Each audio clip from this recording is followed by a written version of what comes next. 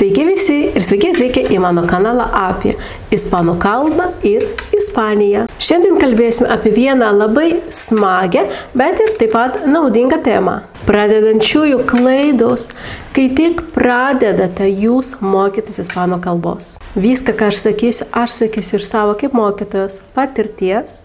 Ir tikiuosi, kad su šio video aš jums palengvinsiu mokymasi ir jūs greičiau suprasite savo klaidas ir kaip jų išvengti. Taigi, pamatysime, kiek klaidų jūs atpažinsite ir galėsite pasidalinti komentaruose, kokias jūs klaidas darėte arba net iki šiol darote. Na ir manau, kad galim netempti gumos ir iš karto pradėti nuo pirmos klaidos.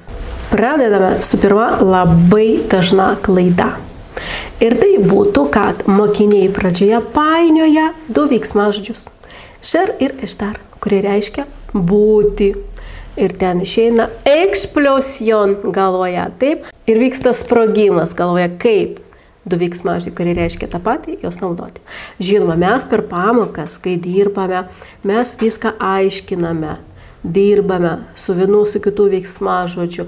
Ir mokiniai va taip supranta. Bet vis tiek dažnai jiems išeina suklysti labai dažnai. Ir viena iš tokių klaidų pačioje pradžioje, kai mokiniai pradeda sakyti estoy David, estoy Ana, no. Taip negalima sakyti, es incorrecto, tai yra netaisyklinga. Ir tai yra labai dažnai klaida, kur pradedantieji labai dažnai suklysta.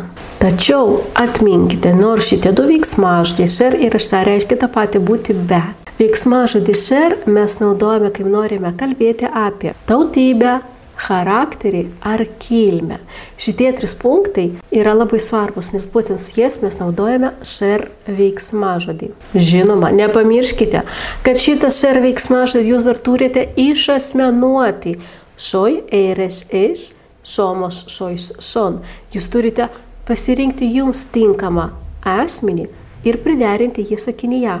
Ir teisinga yra sakyti soy de Lituania, soy profesora, soy optimista. O dabar pasižiūrėsime veiksmažodį estar, kuris irgi reiškia būti, bet. Mes naudojame veiksmažodį estar, jeigu kalbame apie būseną, nuotaiką arba vietą.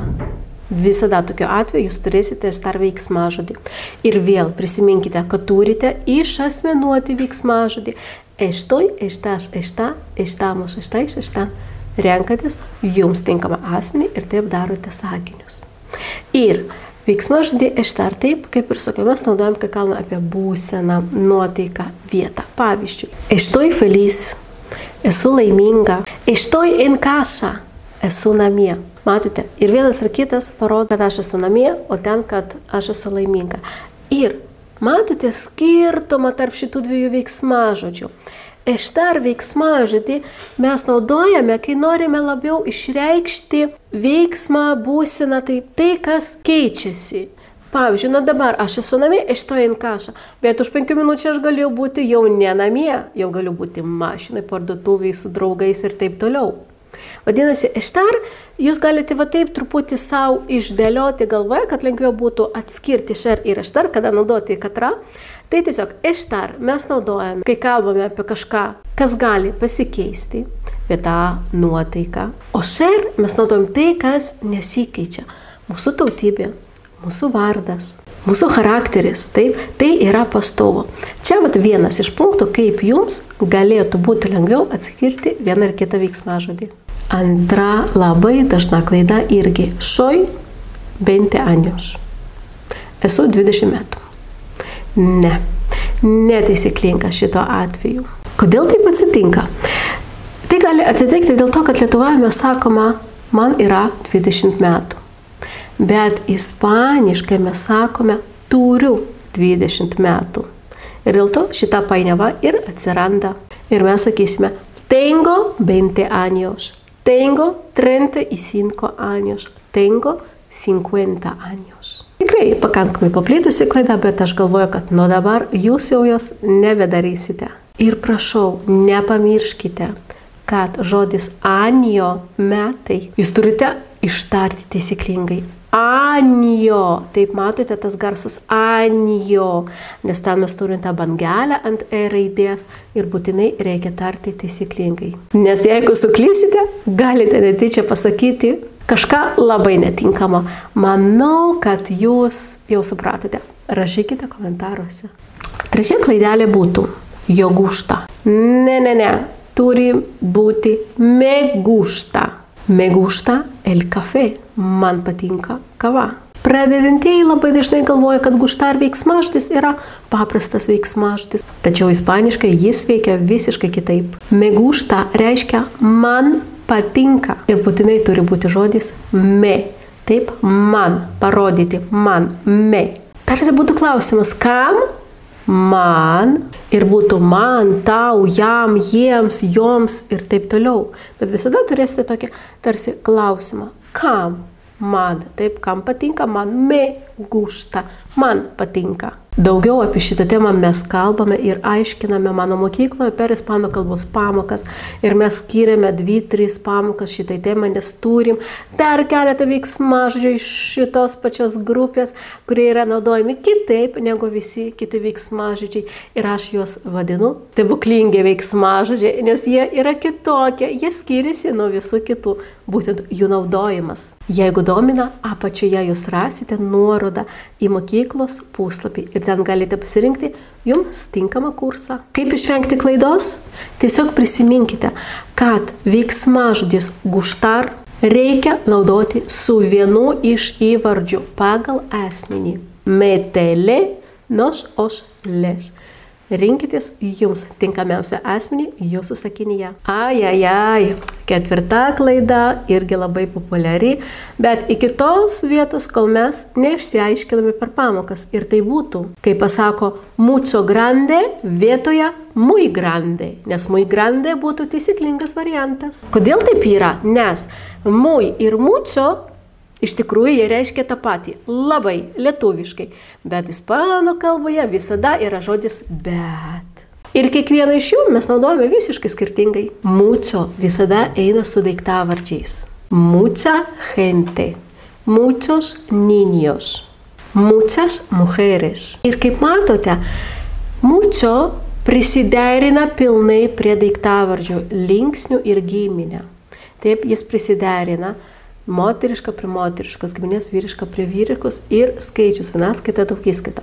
Dėl to ir yra muchos niños arba mucha gente. Na, o muy visada eina su būdvardžiais ir prieveiksmiais. Pavyzdžiui, muy gordo, muy guapo, muy lejos, muy delgada. Ir jau šituo atveju žodis muy nesiderina prie būdvardžio, nei prie prieveiksmio, ne.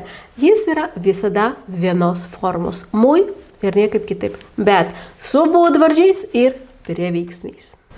Ai, penktoji klaida. Es frío vietoje hace frío. Taip.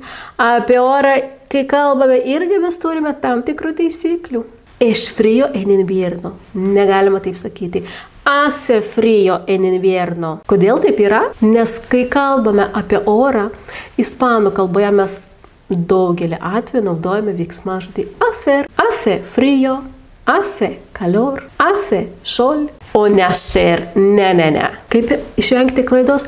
Tiesiog jums reikia įsiminti žodžių derinius, kuriuos mes naudojame su hacer veiksmažodžiu kalbant apie orą. Hace frío, hace sol, hace calor, hace viento. Dar žinoma yra ir ai veiksmažodis, kai kalbam apie orą, kad jie prašyti. Na, bet apie tai mes mokomės per ispanų kalbos pamokas. Na ką, priartėjome prie šeštos klaidelės. Ir tai būtų me llamo es. Tikrai mokiniams susipainiojo iš pat pradžių du veiksmažodžiai, kaip pasakyti. Taisyklinga sakyti me llamo Ana. Me llamo David. Kodėl taip yra? Nes pradedantieji verčia tiesiogiai iš lietuvių kalbos. Nes lietuvių kalboje mes kaip sakom, mano vardas yra Ana. Taip, mano vardas yra. O ispanų kalboje mes turim tam specialų veiksmažodį, kad pasakyti. Ir tai būtų veiksmažodis llamarse. Ir prisiminkite, kad llamarse yra sangražinis. Dėl to mes ir naudojame me llamo, taip turi tą dalelytę. Aš vardu Ana, me llamo Ana. Žinoma, jis kaip veiksmažodis yra asmenuojamas, me llamo, te llamas, se llama, nos llamamos, os llamáis, se llaman.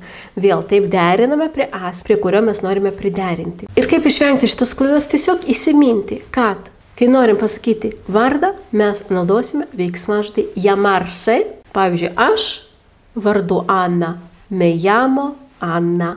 Na, arba dar jūs galite panaudoti veiksmažodį ser. Irgi bus taisyklinga pasakyti soy Ana. 7 klaidelė būtų labiau susijusi su tarimu, kad mokiniai blogai taria ir tada juos galima blogai suprasti. ¿Por qué ir porque? Estoy feliz porque hace sol. No, negalima taip. Estoy feliz porque hace sol. Matote? ¿Por qué? Porque. Mes ir rašome skirtingai. Ir tariame irgi. Svarbu įsiminti, kad por qué reiškia kodėl, por qué. O porque reiškia nes. Ir por qué mes rašome atskirai ir su tilde, o porque be tildžių ir kartu. Labai svarbu kirčiuoti taisyklingai. Nes jūs kai kalbate, jūsų pašnekovas nemato tų žodžių taip parašytų, o jis tik girdi. Dėl to stenkitės taisyklingai visada tarti kiekvieną žodį. Taigi, mes sakome, ¿por qué estás triste? Y estoy feliz porque hace sol. Na, ir paskutinė šiandienai būtų populiari klaida. La problema es fácil. Netaisyklinga. Ai, žodis problema siempre, visada sukelia problemų. La problema es fácil yra netaisyklinga sakyti. Reikia sakyti el problema es fácil. Kodėl taip yra? Nes dauguma žodžių, o būtent daiktavardžių, kurie baigėsi galūne ma, yra vyriškos giminės. El problema, el idioma, el tema, el sistema. Ir vėl, per pamokas mokykloje mes viską mokom. Čia yra vienos iš pirmųjų pamokų apie artikelius ir apie daiktavardžių vienaskaitą, daugiskaitą. Nes tai yra labai svarbu žinoti, tai yra bazė. Nes po to prie daiktavardžių mes derinam būdvardį, mes derinam klausiamąjį žodį ir daug kitų dalykų ant viršaus. Taigi, įsiminkite, kad el problema yra vyriškos giminės. El problema es grave, tengo un problema. Kaip išvengti visų klaidų? Pirmas patarimas būtų, kad jūs nekalbėtumėte ir neverstumėte pažodžiui, nes čia yra viena iš didžiausių klaidų. Nes kaip matėte, labai daug mes turime junginių, kurie ispanų kalboje eina 2-3 žodžiai, o lietuviškai tai išsiverčia vienu žodžiu. Klausykitės, kaip kalba ispanai. Jeigu jūs gyvenate Ispanijoje, jeigu jūs mokotės ispanų kalbos ir dar negyvenate Ispanijoje, žiūrėkite ir klausykitės serialus, filmus, podcastus, klausykitės dainų. Taip, dainos irgi labai padeda su tarimu, nes kalbos intuicija ateina per klausimąsi. Kuo daugiau klausysite, tuo automatiškai daugiau įsiminsite, kaip kiekvieną žodį tarti. Jūs galėsite netgi nežinoti, ką reiškia tas žodis, bet žinosite, kaip jį ištarti. Na, o dabar pažaisime truputėlį. Jums reikės atspėti klaidą. Pateikiu jums 3 sakinius su klaidomis, o jūsų užduotis yra komentaruose parašyti taisyklingus jų variantus. Ir tie netaisyklingi sakiniai yra: estoy profesora, soy en la playa, tengo frío, calor. Taigi, mėlieji, buena suerte ir lauksiu jūsų atsakymų. Ačiū, kad žiūrėjote. Tikiuosi, šis vaizdo įrašas jums padėjo suprasti jūsų klaidas ir kaip jų išvengti. Jei patiko, neužmirškite paspausti patinka ir užsiprenumeruokite kanalą, kad nepraleisti kitų video. O aš su jumis atsisveikinu, lauksiu jūsų atsakymų. Hasta pronto!